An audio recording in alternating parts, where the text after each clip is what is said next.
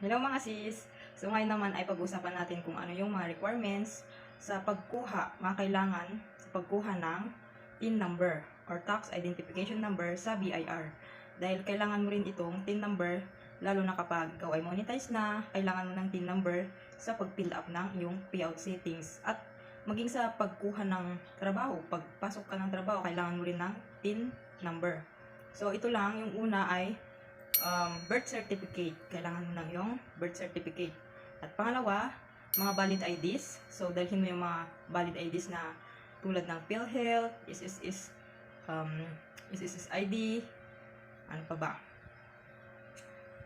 Basta mga ID na nakikita doon yung address.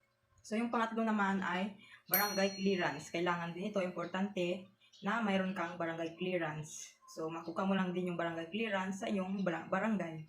At yun lang mga sis, nawa ay nakatulong ang information na ito. Paki-like, share, and follow na rin. Thank you.